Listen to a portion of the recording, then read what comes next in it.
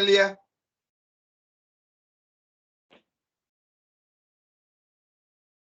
என்னவாம்?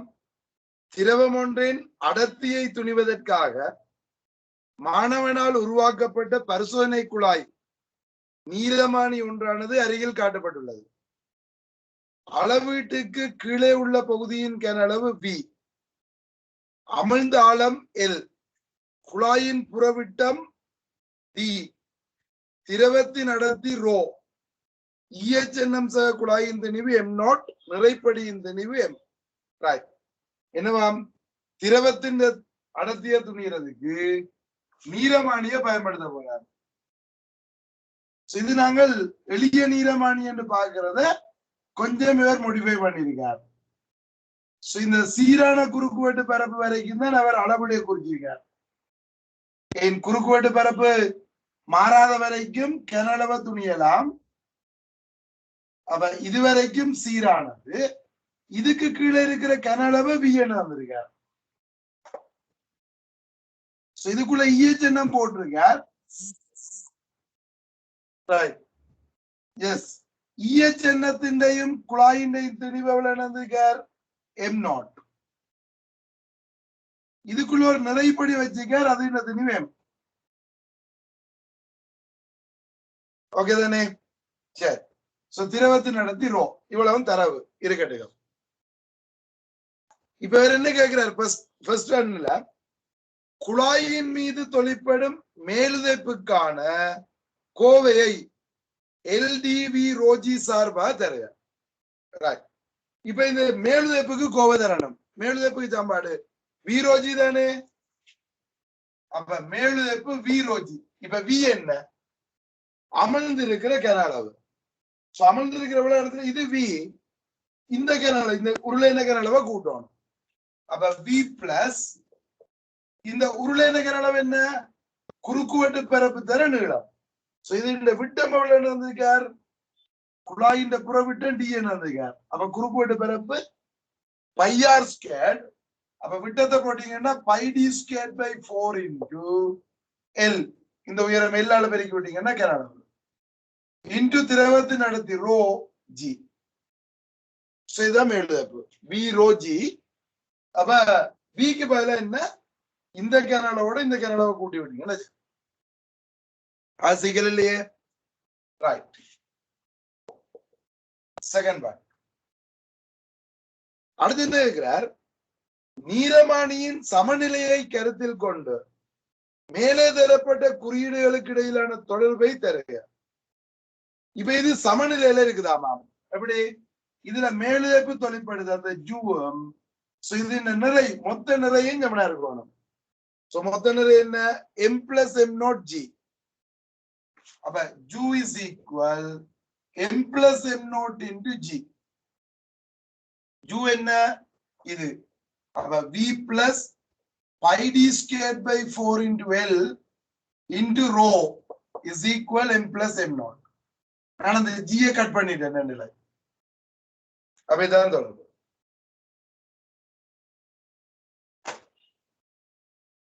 Okay, நீங்க G போட்டிருந்தாலும் okay, வெட்டி விட்டாலும் ஓகே.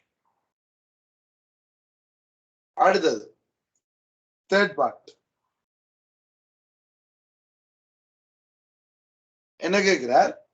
மேலே பெறப்பட்ட கோவையை நேர்கோட்டு வரைவை பெரும் பொருட்டு எம்மை சாராமாரியாக கொண்டு ஒழுங்குபடுத்துக. அப்ப எம் வந்து சாராமாரி. உங்களுக்கு தெரியும் சாராமாரி என்றது எக்ஸ் அச்சு. அப்ப எம்ஐ எக்ஸ் அச்சுல வைக்கணும். எது? இந்த படியின் திணிவு எம்ஐ எக்ஸ் அச்சுல வைக்கணும். நீங்கள வேற யாரும் மாறுறாருன்னு கண்டுபிடிக்கணும். இது மாறாது, டி மாறாது, எல் தான் மாற போகுது. அப்ப எம்மும் எல். அப்ப இது எக்ஸ் அச்சுல வைக்கணும்டா எல்ல y அச்சுல வைக்கணும் இல்லையா? அப்ப எல்ல எழுவாயாக்கணும். எழுவாயாக்குறதுக்கு என்ன செய்வோம்? இந்த ரோவால முதல் பிரிச்சு விடுவோம். ரோவால பிரிச்சிங்கன்னா என்ன வரும்? V plus πd²/4 into L சமன் M plus M0 over ρ. M தனி எடுக்கணுமே. அப்ப M over ρ plus M0 over ρ. இனி இந்த விய கொண்டே கழிச்சிட்டு 4ஆல பெருக்கி பைடி ஸ்கேடால பிரிச்சு விடுறாரு. அப்ப எல் சமன் இந்த 4 போய் இங்க பெருக்கம் 4 கீழ் பைடி ஸ்கேட் ரோ. ஓகே, இது கீழே வரும் இன்டு எல். அது ஓகே தானே? வி அங்கால இருக்குன்னு யோசிச்சுக்கொள்ளுங்க மனதால. இந்த வி இங்கால கொண்டே கழிச்சிருவீங்க. அப்ப இவ்வளவு மாறிலிக்குள்ள வந்து சேர்ந்துடும். அப்ப இதுக்கு பெருக்கேக்கு 4 பைடி ஸ்கேர் கீழே வந்து இப்படி வந்துடும். அதே மாதிரி இதுக்கு பெருக்கப்படும் தானே 4 by pi d squared into m naught over rho minus v. அப்ப இதை YH வைக்கிறேன்.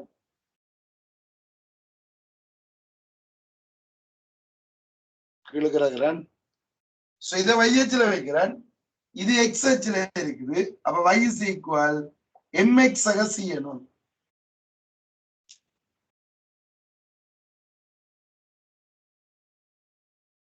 ஓகே,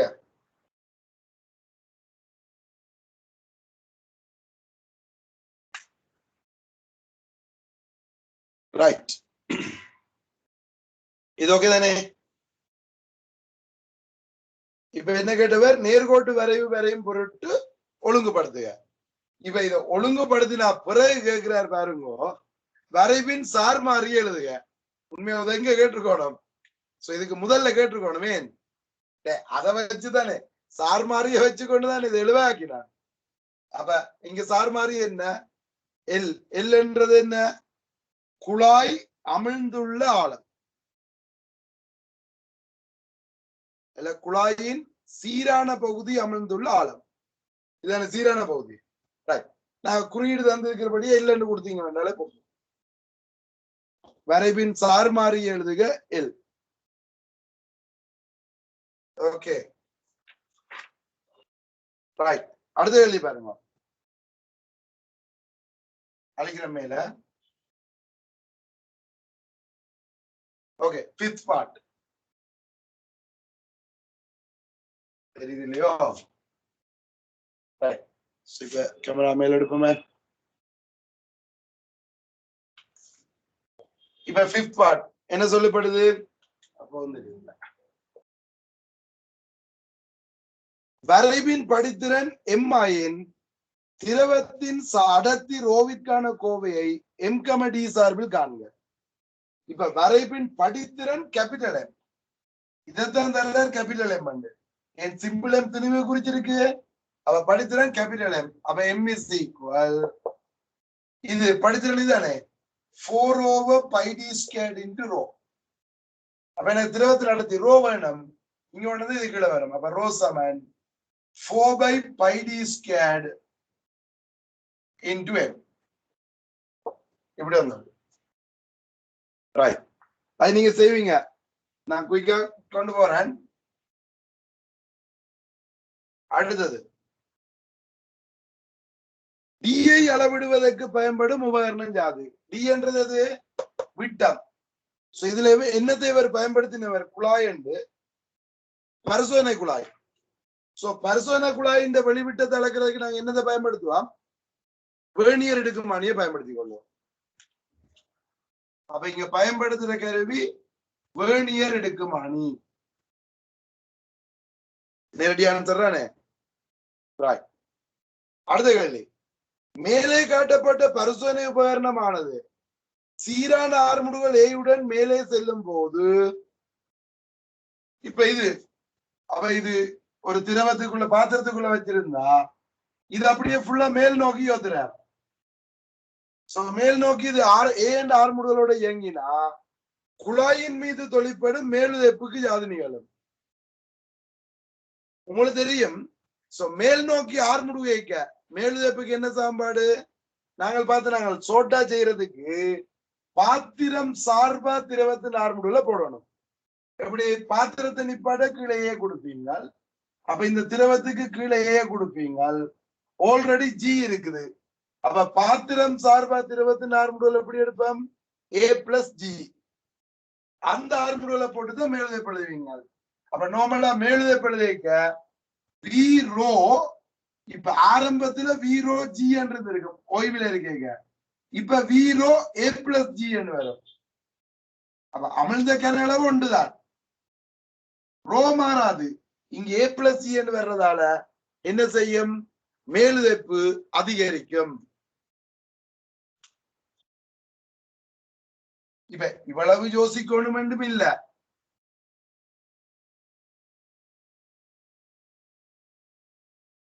இப்ப நீங்க இப்படியும் யோசிக்கணும் இல்ல, இதை யோசிக்காதீங்க, சும்மா யோசிங்க. இந்த குழாய் மேல போகணும், நிறை மாற போறது இல்ல. அப்ப இவர் மேல் நோக்கி ஆர்முடுவோணும்டா, மேல் நோக்கி விளையுள் விசை ஒன்று வரணும் எல்லாம். ஓய்வில் இருக்க ஜூவும் எம்ஜியும் சமன். இப்ப மேல் நோக்கி ஆர்முடுவதுண்டா ஜூ எம் பிளஸ் எம் நோட்டை விட பெருசா இருக்கணும் எல்லாம். அப்ப அதிகரிக்கும், ஆர்முடுவோணும் அதிகரிக்கும். அப்ப ஜூ அதிகரிக்கும், யாது நீளம் நெகட்டிவர் அதிகரிக்கும். அடுத்தது பரிசோதனை குழாய் அமிழும் ஆழத்துக்கு யாது நீளம். உங்களுக்கு தெரியும், மேல் நோக்கியோ கீழ் நோக்கியோ, ஆர்முடுகளோடையோ அமர்முடுகளோடையோ எப்படி அசைச்சாலும் அமிழ்ந்த கனளவு மாறாது. நான் தியரியில படிச்சு நாங்கள். அப்ப அமிழ்ந்த கனளவு மாறாது. இது 7ல ஏ பார்ட் பி பார்ட் மாறாது. ஓகேயா, ரைட். சோ இதுதான் என்ன முதலாவது ஸ்ட்ரக்சர் கேள்வி. அதுல யாருக்காவது சிக்கல் இருக்கோ?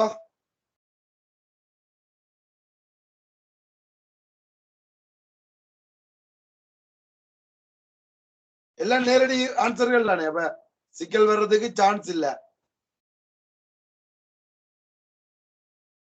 எங்க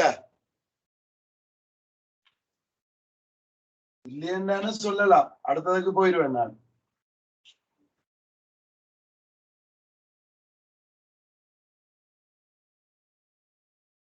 என்ன மயிலோ?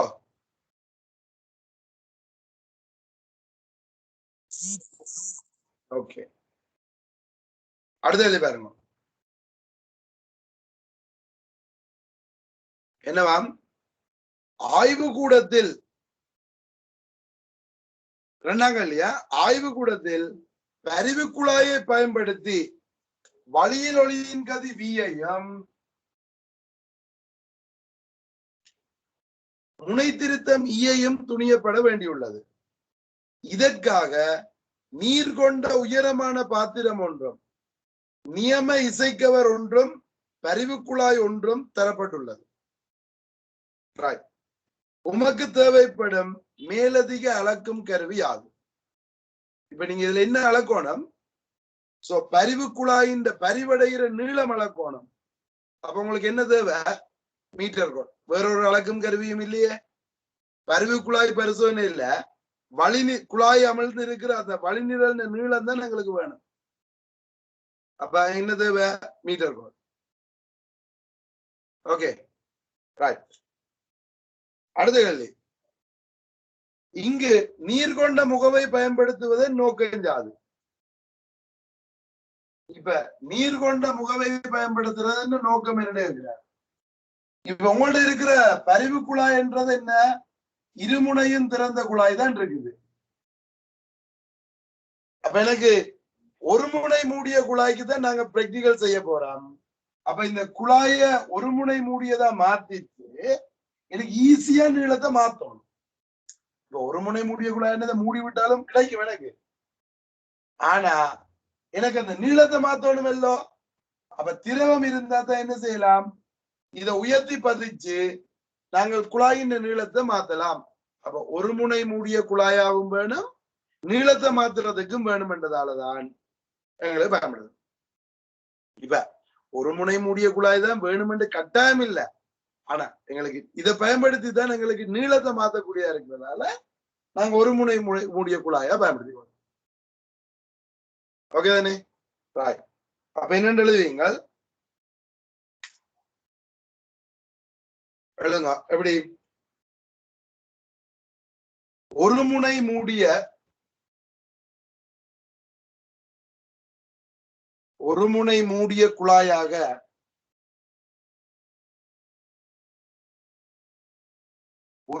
மூடிய குழாயாக வேறுபட்ட நீளங்களில் வேறுபட்ட நீளங்களை வேறுபட்ட நீளங்களில் பயன்படுத்துவதற்கு ஒரு முனை மூடிய குழாயாக வேறுபட்ட நீளங்களில் பயன்படுத்துவதற்கு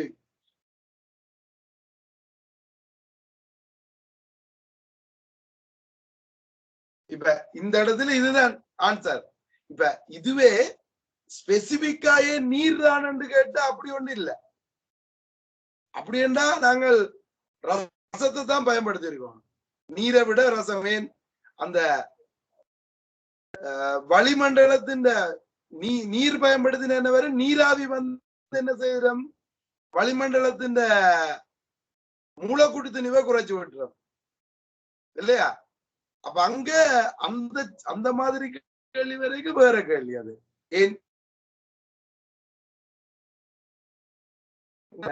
அல்ல நீரை விட அல்கஹோலை பயன்படுத்தினா என்ன நடக்கும் அப்படின்னு அது மூலக்கூட்டு திணிவு மாத்துறது. இங்க ஏன் நீர் கொண்ட முகவையை நாங்க பயன்படுத்துறோம், நீர் கொண்ட முகவையை பயன்படுத்துறதுன்னு நோக்கம் என்னதான் கேட்டது. அப்ப எனக்கு குழாயின் ஒரு முனை மூடிய குழாயா வேறுபட்ட நீளங்கள்ல பயன்படுத்துது. விளங்குது இல்ல? ரைட். அடுத்த கேள்வி, அடிப்படை பரிவு நீளத்தை எவ்வாறு பெறுவீர்? இப்ப எங்கள்கிட்ட ஒரு முகவை தந்திருக்கார், ஒரு முகவைக்குள்ள நீங்க உயரமான முகவை தந்திருக்கார், அதுக்குள்ள பரிவு குழாயை அமர்த்தி போட்டு முதல்ல என்ன செய்வீங்கள், ஒரு சிறிய பகுதி வெளிப்பக்கமா இருக்கத்தக்கதா குழாயை அமர்த்திட்டு என்ன செய்வீங்க, இந்த குழாயை படிப்படியா உயர்த்தி கொண்டு போவீங்க. இசைக்கவை ஒழிக்க செய்து படிப்படியா உயர்த்திட்டு போவீங்க. ஒரு நிலையில உரத்தொழி கேட்கும். அப்படி அந்த உரத்தொழி கேட்கிற சந்தர்ப்பத்தில்தான் முதலாவது பரிவு நிகழுது. அதுதான் அடிப்படை பரிவு. ஓகே, அந்த பாயிண்ட கண்டுபிடிப்பீங்க. அதுதான் பரிவு நீளத்தை கண்டுபிடிக்கிறதுக்கு வழி. அப்ப என்ன செய்யணும், இந்த குழாய ஒரு சிறிய பகுதி திரவமே நீர்மேற்பரப்புக்கு மேல இருக்கத்தக்கதை அமர்த்தி அது இந்த முனைக்கு இசைக்கவரை ஒழிக்க செய்து குழாயை மெதுவா உயர்த்தி கொண்டு போகும்போது ஒரு நிலையில உரத்தொழி கேட்கும். அந்த இடத்துலதான் பரிவு நீளும். ஓகேயா? ரைட். இதுக்கு ஆன்சர் எழுதணும். அப்ப எழுதிக்கொள்ளுங்க. எழுதுங்க. குழாயின் சிறிய பகுதி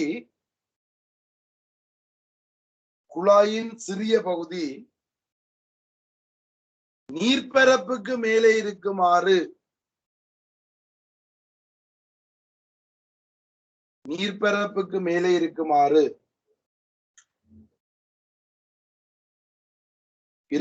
வைத்து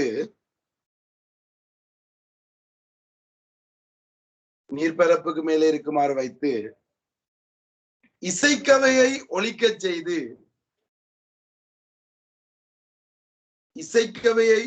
செய்து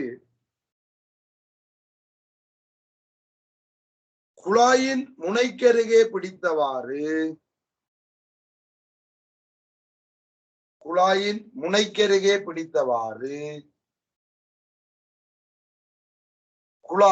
படிப்படியாக உயர்த்தப்படும். நான் சொல்ற தமிழே வரணுமென்று இல்ல, இந்த மீனிங்ல வந்தா சரியா. குழாய் படிப்படியாக உயர்த்தப்படும்.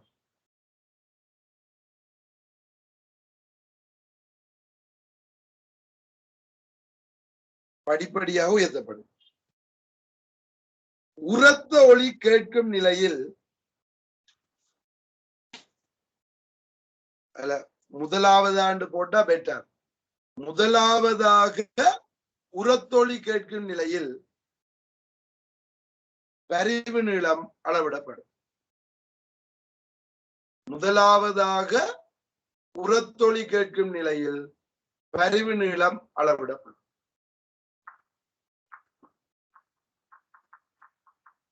ஓகே தானே? ரைட்.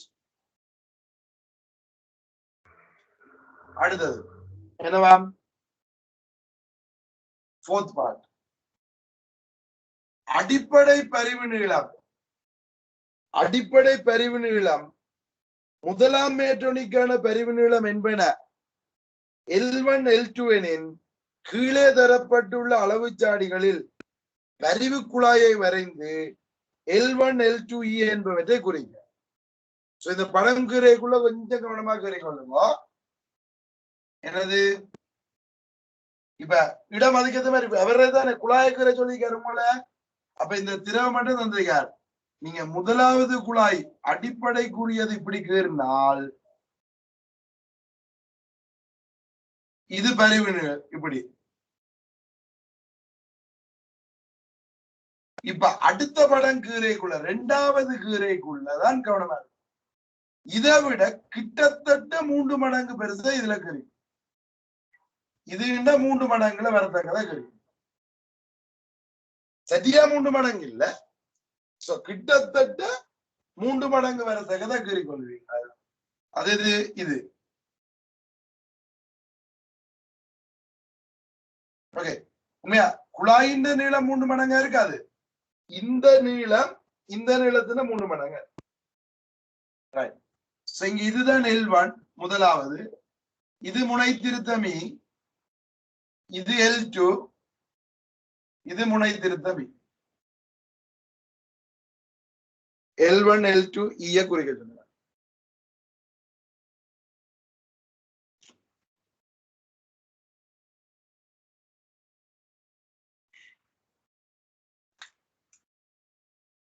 Okay right. அதுக்கு இருப்பீங்க நீங்க. 5th part என்னவாம்? நீளம் L1க்கான கோவையை அலைநீளம் லம்டா முனை திருத்தம் E சார்பாக எழுதுக. இது எனது lambda by 4 is equal L1 plus E. இப்ப என்ன கேட்டவர் L1க்கான கோவையை எழுதுகன்னு கேட்டா L1 எழுவாக்கி கொடுக்கும். அது கட்டாயம். அப்ப L1 சமன் என்ன வரும்? lambda by 4 minus E. நான் உங்களுக்கு சொல்லியிருப்பேன். சோ ஃபைனல் எக்ஸாம்ல L1 எழுவாக்குன்னு கேட்டா L1 எழுவாக்கி கொடுக்கும். Okay right. நீளம் L2க்கான கோவையை அலைநீள lambda E சார்பில் காண்பாங்க. இப்ப இது என்ன வரும்?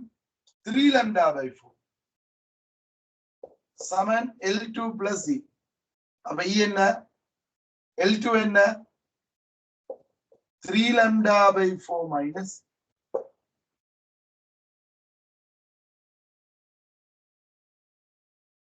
ஓகே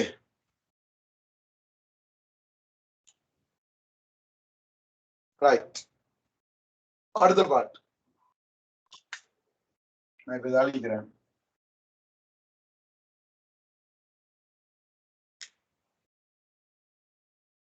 என்னவா? இதிலிருந்து வழியில் ஒலிக்கும் கதிக்கான கோவையை நியம இசைக்கவையின் அதிர்வெண் F L1 L2 பெறுக. மீறன எதுக்கான கதிக்கான கோவை. அப்ப எனக்கு முனை திருத்தம் தேவையில்லை. ஈய இல்லாம பண்றதுக்கு என்ன? ஒன்னுல இருந்து கழிச்சு விடுவான். இதுல இருந்து இதை கழிச்சு விடுவான். இது ஒரு சமன்பாடு, இது 2ஆம் சமன்பாடுனா சோ 2ல இருந்து கழிக்கிறேன். என்ன வரும்? L2 minus L1 சமன் E போயிடும். 3 lambda by 4ல இருந்து lambda by 4 போனா lambda by 2. முக்கால்ல இருந்து கால் போனா அரை. அப்ப lambda வந்துச்சு 2 L2 minus L1. இனி V சமன் F lambdaவில போட்டீங்கன்னா lambdaக்கு இது போடணும். அப்ப 2 முன்னுக்கு 2F into L2 minus L2.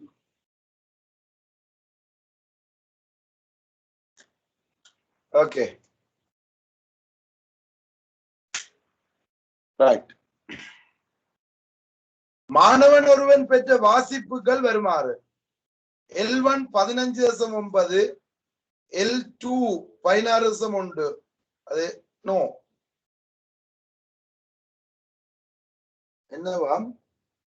L1க்கு 15.9 centimetre 2 தந்திருக்காரு இல்லையா? 16.1 சென்டிமீட்டர். L2க்கு 48.9 49.1. F இது ரைட். இவர் ஏன் அப்படி தந்திருக்கார்?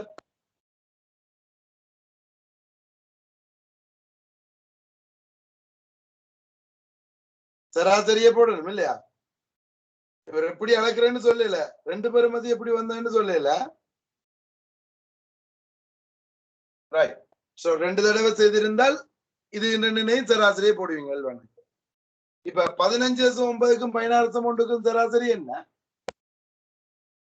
16 தானே? ரைட். மற்றதுக்கு 49. அப்ப போட்டீங்கன்னா இது 8. So V சமன் 2. F க்கு என்ன பெறுமதி? 512. தர L2 49/16. ஆனா இது சென்டிமீட்டர்ல இருக்குது. கிலோ 100 அளவு மீட்டரா மாத்தணும் இல்ல? ரைட். இதை சுருக்கி விட்டீங்கன்னா ஆன்சர் என்ன வருதோ தெரியல. ஆன்சர் கேளு தெரியலாம்.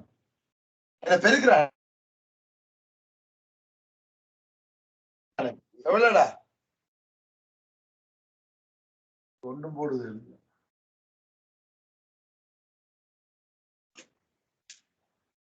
என்ன பெருக்க சொல்றீங்களா?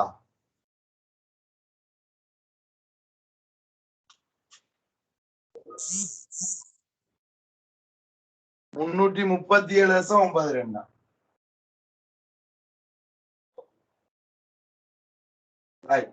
நம்பி எழுதியிருக்கேன்.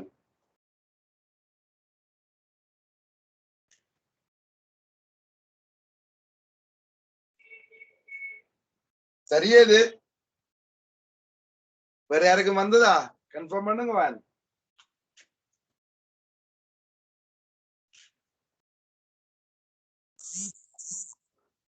337.79. ரைட்.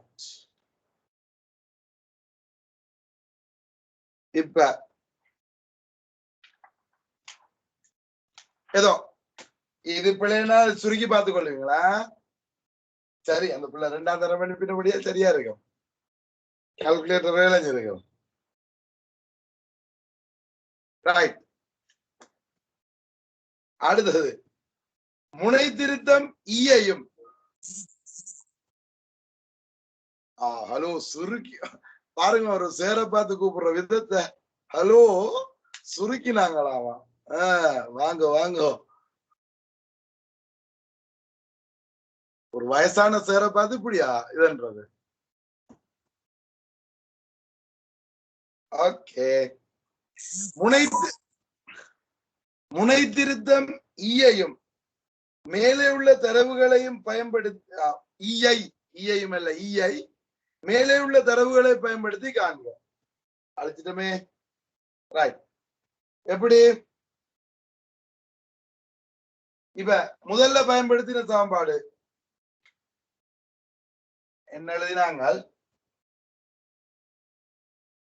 இப்ப L1 சமன் λ/4 மைனஸ் C, L2 சமன் 3 λ/4 மைனஸ் C. இதானே? சரிதானே? இப்படிதான் எழுதினா. ஓகே. இப்ப எனக்கு ஈய காணணும்டா, இத 3ஆல பெருக்கி போட்டு கழிச்சு விடும். இது நீங்க திருப்பி எழுத தேவையில்ல, ஆல்ரெடி இருக்கு உங்களுக்கு. அப்ப 2ஆம் சமன்பாட்டுல இருந்து நான் இப்ப எதுக்கு எழுதுறேன்? 9வது பாட்டு. 2ஆம் சமன்பாட்டுல இருந்து 1 3ஆல பெருக்கி கழிப்பீங்க. இதை 3ஆல பெருக்கி விட்டு இது போயிடும். அப்ப L2 மைனஸ் 3L1 சமன் இது மைனஸ் இது பிளஸ் 3. அப்ப 2E இல்லையா? மைனஸ் இது 3D கழிக்க மைனஸ் பிளஸ் ஆயிடும் 3. அப்ப 2E. இப்ப L2 எவ்வளவு? 49/3 தர 16. அது 2. அடே 49ல இருந்து 48 போனா உண்டு. அது 2ஆல பிரிச்சு விட்டீங்கன்னா E சமன் 0.5 சென்டிமீட்டர்.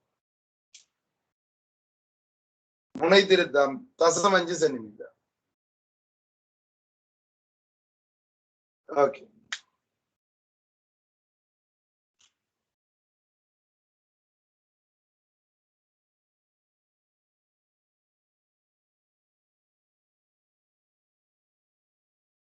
ரைட். பரிவு குழாயில் குறித்தோரு அதிர்வெண் உள்ள இசைக்கவருக்கு வெவ்வேறு பரிவுகளை பெறுதல் கடினமாகும். ஏன் என விளக்கு. வெவ்வேறு பல பரிவுகளை பெறுதல் கடினமாகும். ஏன் என்ன விளக்கு. அது அந்த பல அதுல சேர்க்கிறவர் பல வந்திருக்கோணும் அப்படின்னு நினைக்கிறேன். ஆனா சும்மாவும் அதான மீனிங். இப்படி இருந்தாலும் அவர் அதைத்தான் மீன் பண்றான்னு விளங்குதானே. பரிவு குழாயில் குறித்தோர் அதிர்வெண் உள்ள இசைக்கவருக்கு வெவ்வேறு பரிவுகளை நாங்க ஒரு 2க்கு செய்யறோம் பிராக்டிக்கல, 3-4க்கு மேல எங்களுக்கு காண இயலாது. ஏன் அப்படின்னு கேக்குறேன். அது சும்மாவே உங்களுக்கு தெரியும். முதலாவது λ/4, அடுத்தது இந்த 3 மடங்கு 3 λ/4, அடுத்தது 5 λ/4. என்ன நடக்கும்? இன்னும் எக்கச்சக்கமான நீளம் வேணும். அப்ப நீங்க பயன்படுத்துற குழாய் எப்படி இருக்கணும்? பெரிய குழாயா இருக்கணும். நீளம் கூடுது. அப்ப அது ஒரு பிரச்சனை. இப்ப குழாய் பெருசா இருந்தும் பிரயோஜனம் இல்லையே, அதை வைக்கிற பாத்திரமும் பெருசா இருக்கணும். அந்த குழாயை ஃபுல்லா அமர்த்தி வச்சிருக்கணுமே. அப்ப அது எங்களுக்கு சாத்தியம் இல்லை. அப்ப என்ன, குழாய் பெரிதா இருக்கணும், பாத்திரமும் பெரிதா இருக்கணும். அப்ப குழாயும் பாத்திரமும் பெரிதாக இருத்தல் வேண்டும். அல்ல, குழாய் நீளமானதாகவும் பாத்திரம் உயரமானதாகவும் இருத்தல் வேண்டும். அதனால கஷ்டம். ஓகே. அப்ப என்ன கடினமாகும். ஏனென்ன விளக்கு எழுதுங்க. நீளமான குழாயும் உயரமான பாத்திரமும் தேவைப்படும். நீளமான குழாயும் உயரமான பாத்திரமும் தேவைப்படும்.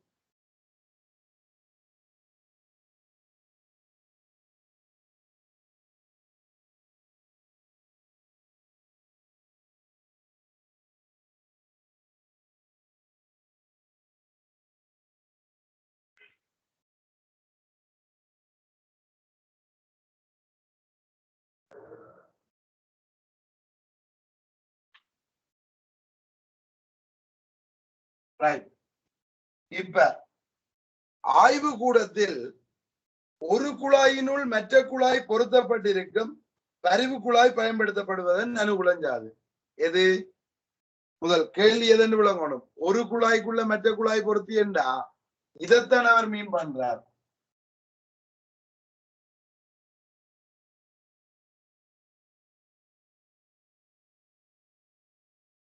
இப்படித்தானே பிராக்டிகல் செய்யறாங்க. இதை செய்கிறது அனுகூலம் என்ன? எங்களுக்கு பாத்திரம் உயரமான பாத்திரம் தேவைப்படாது. நான் இதை எவ்வளவு வேணுமென்றாலும் உயர்த்தி பதிச்சு கொள்ளலாம். எங்களை நீளத்தை எவ்வளவுக்கு வேணுமென்றாலும் ஓரளவுக்கு என்ன செய்யலாம், உயர்த்தி பதிச்சு மாத்திக் கொள்ளலாம் இல்லையா? அப்ப என்ன எழுதுவீங்கள், உயரமான பாத்திரம் தேவைப்படாது.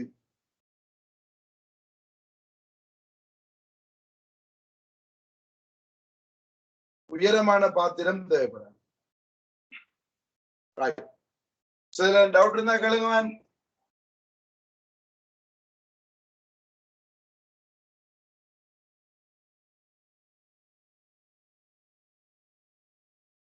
யாருக்கா டவுட் இருக்கா?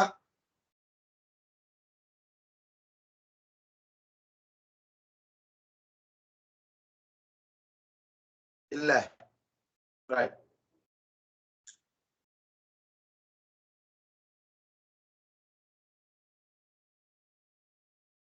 நீங்க பாவம் எல்லா கேள்வியும் எப்படி போட்டிருக்கான், ஒரு சிக்கலும் இல்லாத மாதிரி கேள்வியை போட்டிருக்கான். எதுக்கையும் எதுலையும் இதுல நீங்க ஜோதிச்சு கொடுக்கறதுக்கு ஒன்றும் இல்லை. என்ன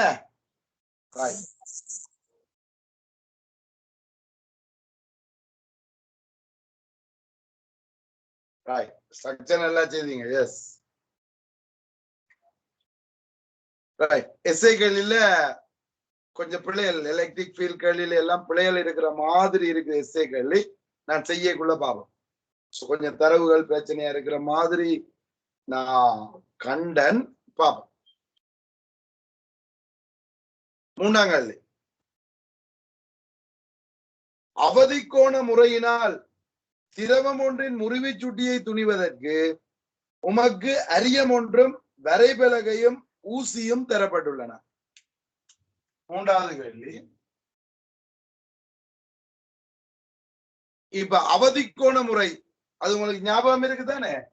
என்ன அரியத்தை வச்சுட்டு இதுல ஒரு ஊசிய குத்தி இந்த கதிரை கீறி போட்டு இந்த அமைப்பெல்லாம் கீறினாங்க, இதுல இருந்து வர்ற மாதிரி கீறி இந்த கோணத்தை அளந்தமெண்டா எங்களுக்கு அவதி கோணம் வந்துள்ளது. அதாவது அவதி முழுவுத்தறிப்படையிற இடத்தை கண்டுபிடிச்சு அவதி கோணத்தை கண்டமெண்டா n is equal 1/sin c அப்படின்னு போட்டு அவதி கோணத்தை காணலாம் இல்லையா? ரைட், அந்த பிராக்டிகலை தான் இதுல போட்டிருக்கேன். சரி பாப்போம். முதலாவது கேள்வி கேட்கிறார், அவதி கோணம் என்றால் என்ன? எதை நாங்கள் அவதி கோணம் என்று சொல்றோம்? என்ன சொல்லுவீங்க? ஒளிக்கதிர் அடர்ந்த ஊடகத்தில இருந்து ஐதான ஊடகத்துக்கு செல்லுக, பொது முறிகதிர் பொது மேற்பரப்ப மருவி செல்லும். இந்த நிலையில் இருக்கிற படுகோணம் அவதி கோணம் இல்லையா? எனது ஒளிக்கதிர் அடர்ந்த ஊடகத்திலிருந்து ஐதான ஊடகத்துக்கு செல்லுக, இந்த முறிகதிர் பொது மேற்பரப்ப மருவி செல்லும் நிலையில் உள்ள படுகோணம் அவதி கோணம் என. அல்ல இன்னொரு விதமா சொன்னா, அடர்ந்த ஊடகத்தில இந்த ஐதான ஊடகத்துக்கு ஒளிக்கதிர் போயிக்க முறிகோணம் 90 பாகை அறிக்கைக்குள்ள படுகோணம் அவதி கோணம் என. எழுதிவிடுங்க. ஒளிக்கதிர் அடர்ந்த ஊடகத்திலிருந்து ஐதான ஊடகத்திற்கு செல்லும் போது, ஒளிக்கதிர் அடர்ந்த ஊடகத்திலிருந்து ஐதான ஊடகத்திற்கு செல்லும் போது முறிகதிரானது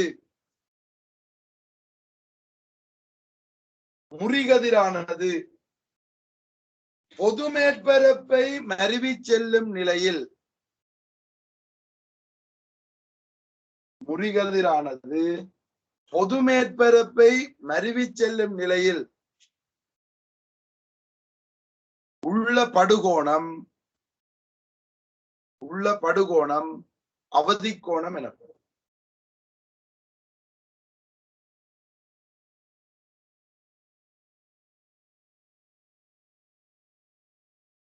அடுத்தது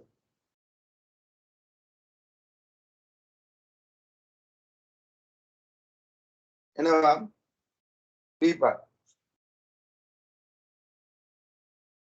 முழு அகத்தரிப்பு ஏற்படுவதற்கு தேவையான நிபந்தனைகளை தருக. முழு அகத்தரிப்புக்கு நிபந்தனை என்ன? உங்களுக்கு தெரியும், ஒன்று ஒளிக்கதிர் அடர்ந்த ஊடகத்தில இருந்து ஐதான ஊடகத்துக்கு போகணும், ஒன்று. அடுத்தது படுகோணம் அவதி கோணத்தை விட கூடவா இருக்கும் இல்லையா?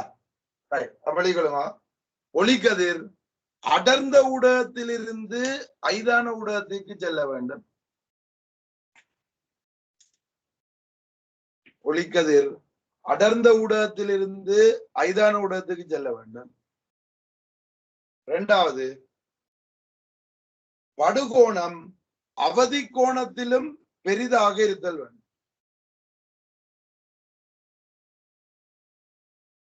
படுகோணம் அவதி கோணத்திலும் பெரிதாக இருத்தல் வேண்டும்.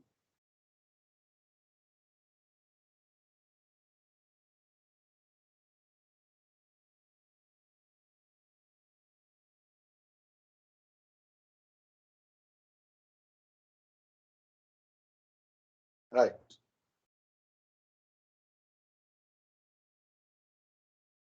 அடுத்தது, அவதி கோணத்துக்கு முறிவு சுட்டிக்கும் இடையிலான தொடர்பை தருக. சும்மா மொட்டையா கேட்டிருக்க, அப்ப நாங்களும் மொட்டையா விடைய சொல்லுவோம்.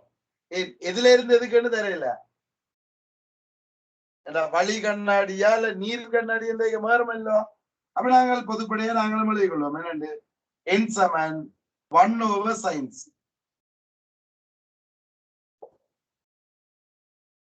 n சமன் 1/sin c. அடுத்தது என்னவா?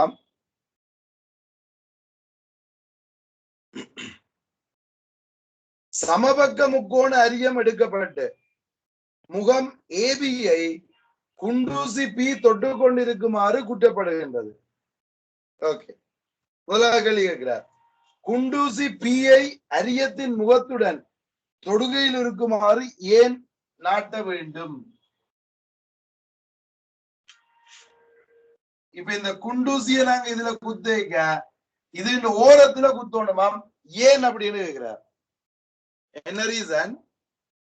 இந்த முகத்துல எது ஏபி, இந்த முகத்துல முறிவை தவிர்க்கிறதுக்கு. இப்ப நாங்கள் கொஞ்சம் தள்ளி குத்தினோம்டா இதுல பட்டு முறிஞ்சுதான் நாங்கள வரும்.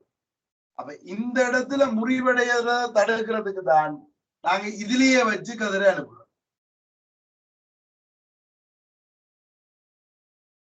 ஓகே தானே? அப்ப முகம் ஏபியில் ஒளிக்கதிர் கதிர்கள் முறிவடைவதை தவிர்ப்பது. முகம் ஏபியில்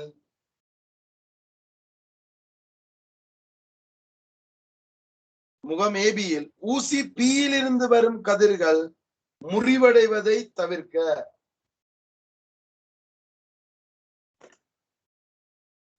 ஊசி பியில் இருந்து வரும் கதிர்கள் முறிவடைவதை தவிர்க்க.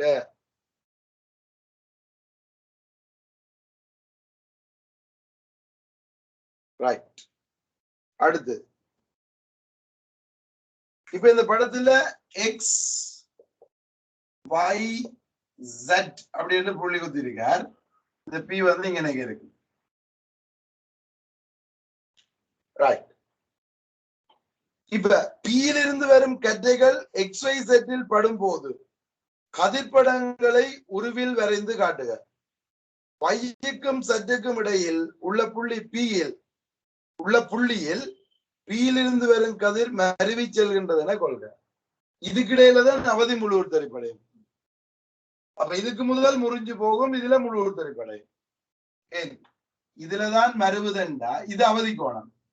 இங்கால வரைக்கும் அவதி கோணத்தை விட கூடிரும். அப்ப முழு உறுத்தறிப்படையும் இல்லையா? அப்ப இங்க சட்டில படுற கதிர் முழு உறுத்தறிப்படையும். இதுக்கு அங்கால கீரை போயங்கோ. இந்த ஆங்கிள் தெரிஞ்சாதான் இதுக்கு அங்கால இப்படியான்னு கண்டுபிடிக்கலாம். அதனால இந்த லோட விட்டுருவோம். ஓகே, இதுல வர்றது என்ன செய்யும்? இதுல செவ்வன் கீர் நீங்கள் எப்படி போக வேண்டியது? செவ்வனை விலத்தி முறிஞ்சு போக. நான் கதிர்படம் கீரைகள் அம்புக்குறியெல்லாம் போட்டுக்கொள்ளுங்க. இங்க இருந்து போற கதிருக்கு இப்ப இதே மாதிரிதான் செவ்வன் வருது. ஆனா கதிர் இங்கால இருக்கிறபடியா படுகதிர் இங்கால இருக்கிறபடியா முறிகதிர் அங்கால இருக்கும். அப்ப அந்த கதிர் அப்படி போகும். கவனமா இருக்கணும். இப்ப செவ்வன் கீர்னா இதே மாதிரி சமாந்திரமா கீர்னா மேல போய்க்கு படுகதிர் இங்கால இருக்கு. அப்ப முறிகதிர் அடுத்த பக்கம் இருக்கும். செவ்வனை விலத்து.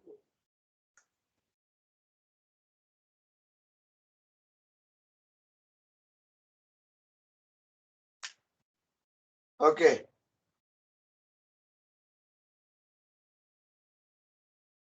ரைட். அடுத்த கேள்வி.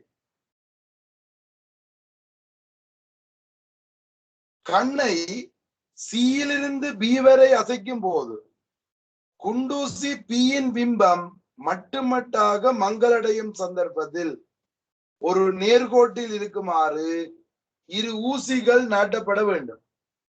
குண்டூசிகளின் நிலைகளை கீழுள்ள உருவில் வரைந்து காட்டு. வரைந்து P1 P2 என குறி.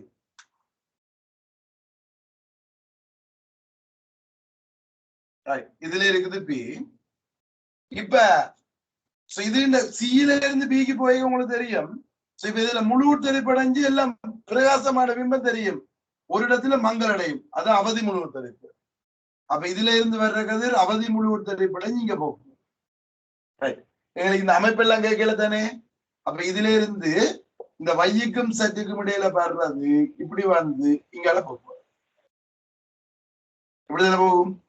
இந்த கதிர்ல ரெண்டு ஊசியை குத்துனீங்கன்னா சரி, குத்தேக ஒன்றை வரைக்கும் கிட்டவா குத்திக்கணுமா? நான் ஓரத்தோட இல்ல, கொஞ்சம் கிட்டவா குத்திக்கணுமா? இது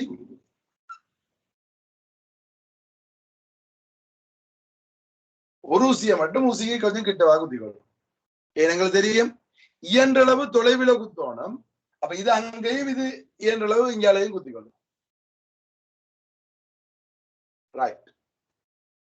B1 B2. அடுத்தது அவதி கோணத்தை துணிவதற்காக நீர் அளக்க வேண்டிய கோணத்தை மேலே உள்ள உருவில் அமைப்புடன் வரைந்து காட்டுக. அந்த கோணத்தை தான் கீறி காட்ட சொன்னவர். அப்ப இதை கீறி போட்டு இந்த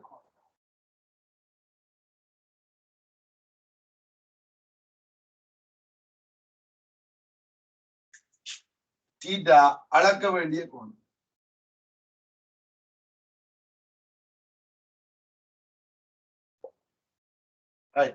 இல்லது நீங்கள் 2C என்று போட்டாலும் சரி, அவதி கோணம் C தானே.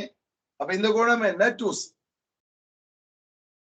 நாங்கள் தியரி படிக்க இப்படியும் எழுதலாம். இந்த கோணத்தை கொடுத்து போட்டு இந்த கோணத்தை அளக்கலாம், நீங்க பிரச்சனை இல்லை. இதையும் கொடுக்கலாம். இது கொடுத்த அவதி கோணம் என்ன வரும் 90 - C என்ன 90 - C தான். இது என்ன இந்த கோணத்து நேரவாசி என்ன வரும், அவ்வளவுதான். எல்லாம் ஒன்றுதான். ரைட். அடுத்தது இ பார்ட். கண்ணாடி நீர் இடைமுகத்துக்கான அவதி கோணத்தை அளக்க வேண்டும். இதற்காக கண்ணாடி வழுக்கி ஒன்றை பயன்படுத்தி ஏசி முகத்தில் நீர் எடுக்கப்படுது. உங்களுக்கு தெரியும், கண்ணாடி வழுக்கி ஒன்று இதுல வச்சு அதுக்கு இடையில தண்ணியை பூசி விடுவீங்க. தண்ணியை பூசிட்டு கண்ணாடியை வச்சா இப்ப இந்த கண்ணாடிக்கும் அந்த இது வழுக்கிக்கும் இடையில தண்ணி நிற்கும். வச்சு போட்டு குண்டூசி பியின் நிலையை மாற்றப்படாமல் அது அங்கேயே இருக்குது. மேலே கூறப்பட்டவாறு பரிசோதனையை செய்து அவதி கோணம் அளக்கப்படும். இதற்கான P3 P4 எனும் இரு குண்டூசிகள் தரப்பட வேண்டும். வினாடி 3 உள்ள வரிப்படத்தில் இவ்வூசிகள் குற்றப்பட வேண்டிய நிலையையும் அவதி கோணம் அமைப்பதற்கான அமைப்பையும் வரைந்து காட்டும்.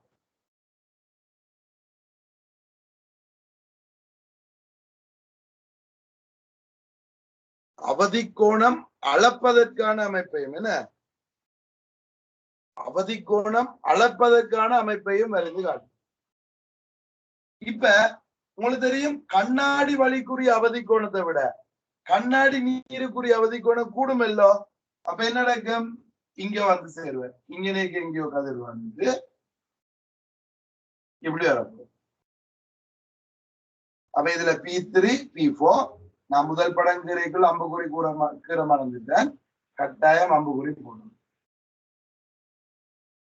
இது சமாந்தரம் இல்லை, கொஞ்சம் விரிஞ்சு வரும். இங்க இந்த அவதி கோணம் என்ற இது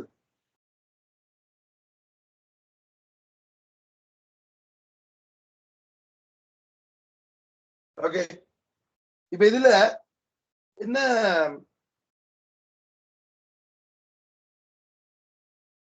அவதி கோணத்தை துணிவதற்காக நீர் அளக்க வேண்டிய கோணத்தை மேலே அந்த ஃபோர்த் பார்ட்டை பாருங்க, டியில ஃபோர்த் பார்ட் அந்த சீட்டா குறிச்சிருந்தானே, அதுக்கு அவர் அவதி கோணத்தை அளக்கிறதுக்கு அமைப்புடன் வரைந்து காட்டுகன்னு கேட்கிறார். அப்ப இவர் இது எதிர்பார்க்கிறாரோ தெரியாது. எப்படி இந்த கதிரை கண்டுபிடிக்கிறது, இங்க இருந்து செங்குத்துக்கு இதுல இருந்து வர்ற மாதிரி, இது இந்த பிம்பம் இதுல இருக்கு, இதுல இருந்து இந்த கதிர் வர்ற மாதிரி வந்துதான் நீங்க வரும் இல்லையா. இது இதை கேட்கிறாரு இல்லையா. ஆனா அப்படி கேட்டா இதுக்கும் என்ன, அதே புள்ளியில இருந்து வர்ற மாதிரி.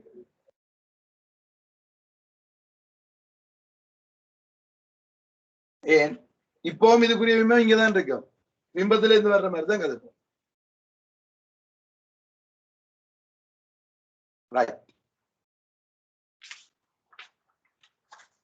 அடுத்தது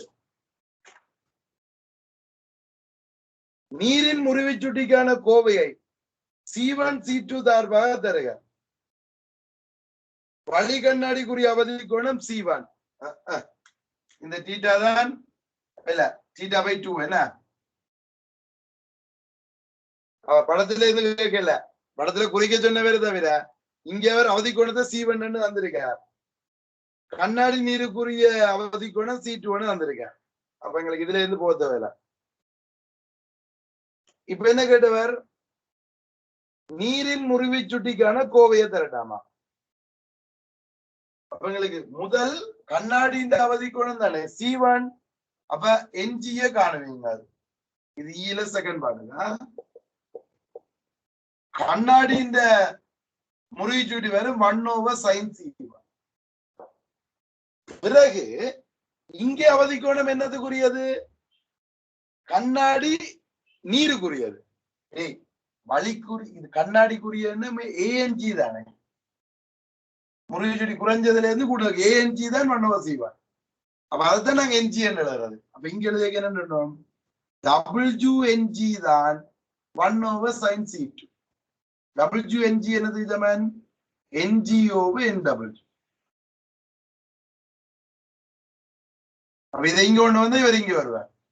அப்ப NW சமன் NG sin C2. NG என்ன போடுவீங்க? 1/sin C1. அப்ப sin C2 என்கள் sin C. போட்ட விளங்குது இல்ல? மோமலா கண்ணாடி முழுக்க சுட்டி 1/sin C1. NG சமன் 1/sin C1. NG என்ன? ANG தானே NG. அப்ப வழியில இருந்து கண்ணாடி போடணும்.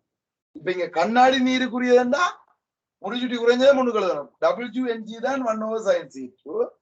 அப்ப இது NG/NW. அதுல இது NW. சோ நீரின் முடிச்சுட்டி sin C2/sin C1. Okay right. விளங்குதல்லோ? ரைட். சோ டக்குன்னு அடுத்த கேள்வியையும் செய்துட்டு முடிப்போம் இல்லையா?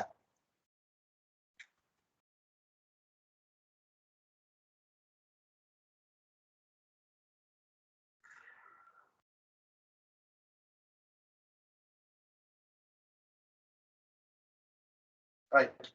நான்காவது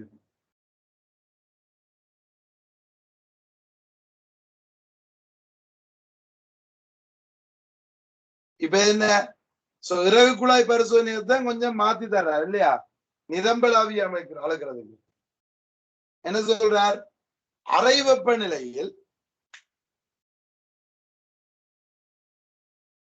வெப்பநிலையில் நீரின் நிரம்பலாவி அமுக்கத்தை துணிவதற்காக பாடசாலை ஆய்வு கூடத்தில் பாவிக்கக்கூடிய உபகரண அமைப்பு உருவில் காட்டப்பட்டுள்ளது. அண்ணளவாக 1 மீட்டர் நீளமான ஒடுங்கிய கண்ணாடி குழாயினுள் அண்ணளவாக 20 மில்லிமீட்டர் நீளமான ரசநிரலும் சிறு நீர்த்துளியும் எடுக்கப்பட்டு ஒரு முனை மூடப்பட்டுள்ளது. அப்ப இப்படி திறந்த குழாயை வச்சுதான் ரசகிலை எடுக்கிறார். எடுத்து போட்டு இந்த கீழ் முனையை மூடிடுங்க. இதுக்குள்ள தண்ணி நிற்கும்.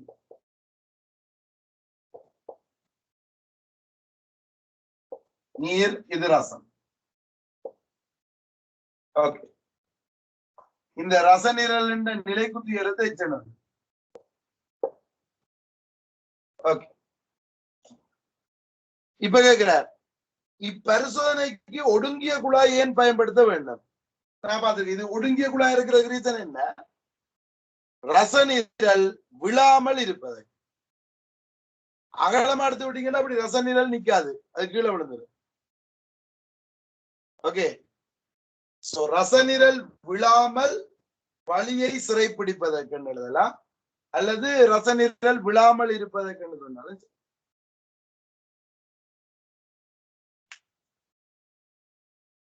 ஓகே. அடுத்து பீப்பா. படத்தில் காட்டப்பட்ட குழாயினுள் உள்ள நீராவி நிரம்பிய ஆவியா நிரம்பா ஆவியா? உமது விடைக்கான காரணத்தை தருது.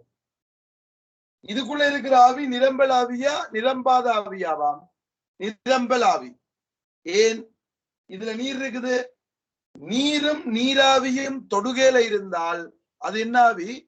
நிரம்பல் ஆவி. அப்ப என்ன சொல்லுவீங்க? வழி நீருடன் தொடுகையில் அல்ல, நீராவி நீருடன் தொடுகையில் உள்ளவையால் அது நிரம்பலாவி ஆகும்.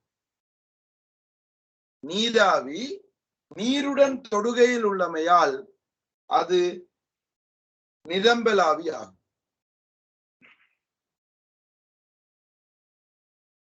அடுத்த பாருங்க, வளிமண்டல முக்கம் h சென்டிமீட்டர் அசம்.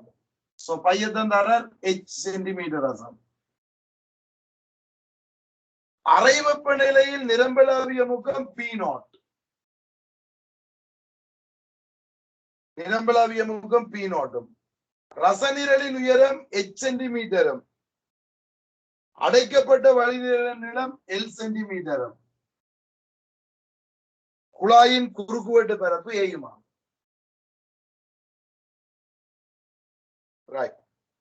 இப்ப குழாயினுள் உள்ள மொத்த அமுக்கத்திற்கான கோவை. இதுக்கு இருக்கிற மொத்த அமுக்கம் P டோட்டல் எவ்வளவு? இது சில பிளஸ் பார்ட்.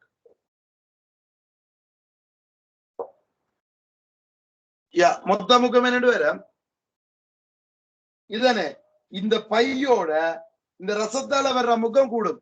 இந்த நீர்நிரல் உயரத்தை புறக்கணிச்சுக்கணும், சின்னதானே.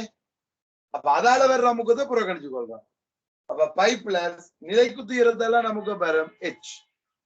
அப்ப h plus h centimetre Azam.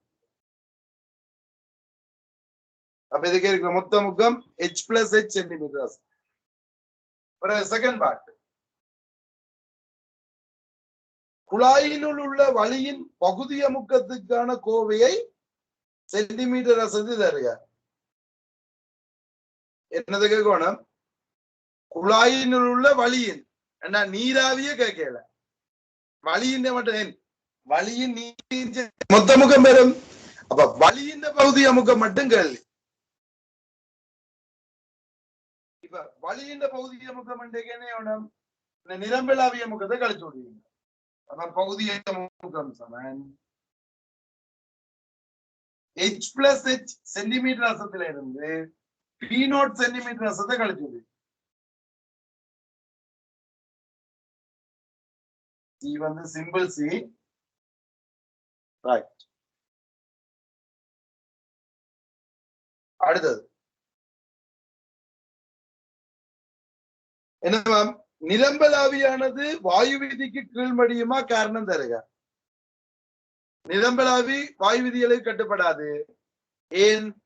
அதை நாங்கள் நெருக்கைக்குள்ள அது ஒடுங்கி என்ன செய்யாது, அமுக்கம் மாறுபடாது இல்லையா. அல்லது நீங்க நெருக்கைக்குள்ளே அது திணிவு மாறுபடும். அப்ப என்ன, வாயு விதியை கட்டுப்படாது. வழிகளுங்க வாயு விதிக்கு கீழ்படியுமான்னு கேட்டவர் இல்லை. காரணம் வழிகளுங்க அமுக்கும் போது அல்லது கனளவை குறைக்கும் போது அது ஒடுங்கி நீராக மாறும். அதாவது திணிவு மாற்றமடையும்.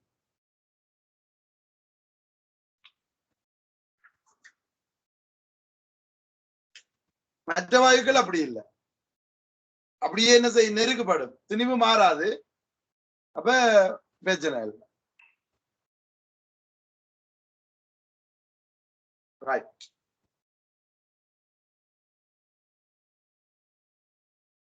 அடுத்த ஃபோர்த் பார்ட், வளி வாயு விதிகளுக்கு கீழ்ப்படியும் என கொண்டு மேலே தரப்பட்ட கணியங்கள் சார்பாக கோவையை பெறுக. இப்ப வாயு விதிக்கு கட்டுப்படுதுன்னா என்ன, மாறா வெப்பநிலையில செய்ய போறோம், அரை வெப்பநிலையில செய்ய போறோம் பிராக்டிகலா. அப்ப என்ன பொயிலும் விதி மாதிரி தானே. அப்ப பிவி சமன் கே. வளியின் அமுக்கம் என்ன, h plus h minus P0 into LK, LA. கனளவு வந்து L into A is equal K.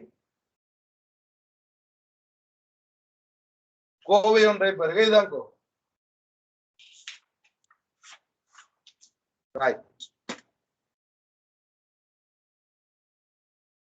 அடுத்தது, மேலே பெறப்பட்ட கோவையை நேர்கோட்டு வரப்பை வரையும் பொருட்டு எச்சை சாராமாரியாக கொண்டு y சமன் mx எனும் வடிவத்துக்கு ஒழுங்கமை. h சாரா மாறி x அச்சுல கொண்டு வரணும் h. அப்ப இந்த எல்ல y அச்சு கொண்டு போனா இத கீழே பெரியங்க 1/l சமன் அந்த k கீழே கொண்டு வந்துடணும் a/k பிளஸ் இது இந்த h முன்னுக்கு எழுதுறேன் மற்றது பிளஸ் h மைனஸ் உள்ள பெருக்கணுங்க 1/l சமன் a/k into h plus a/k into h minus p0. அப்ப இது y அச்சுல இருக்குது, இது x அச்சுல இருக்குது. அப்ப y சமன் mx அகசி.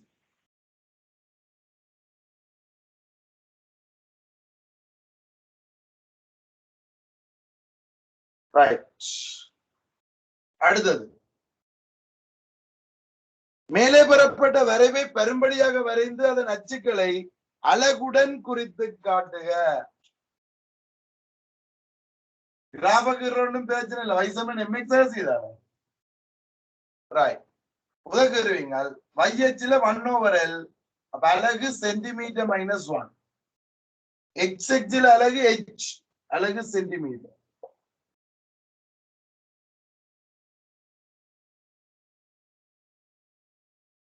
ரைட். அடுத்தது வளிமண்டல முக்கம் 76 சென்டிமீட்டர் ரசம் ஆகவும் மேலே வரையப்பட்ட வரைவின் படித்திறன் 1 ஆகவும் வெட்டுத்துண்டு 73 சென்டிமீட்டர் ரசமாகவும் இருப்பின் வெட்டுத்துண்டு எப்படி 73 வரும்?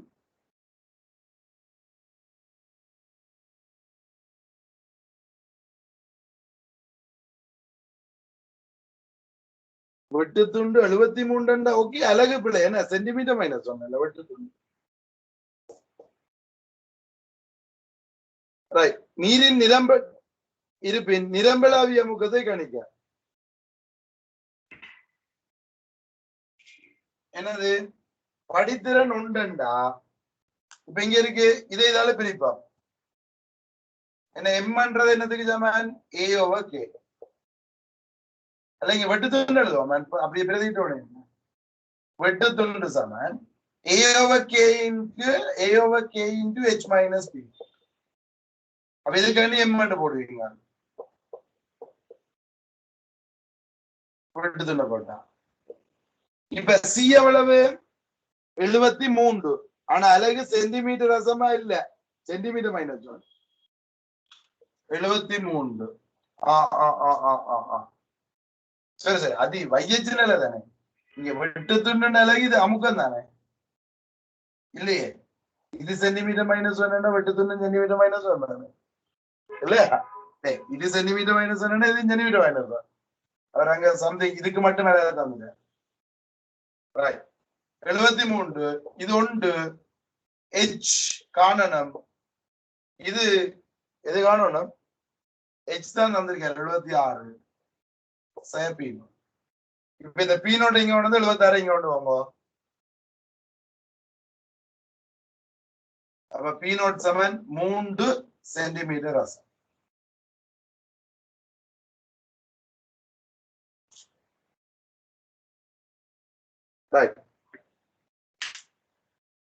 மேலே பெறப்பட்ட முடிவை முன்வைக்கும் போது குறித்த பௌதிக கணியம் குறிப்பிடப்பட வேண்டும். அது எது?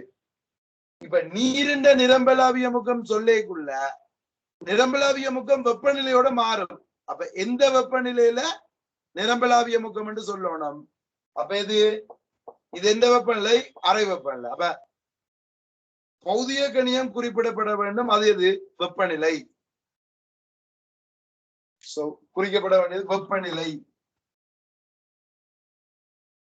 அல்லது இதுக்குன்னு கேட்டீங்கன்னா அறை வெப்பநிலை. ஓகே ரைட், அவ்வளவுதான். சாக்லேட்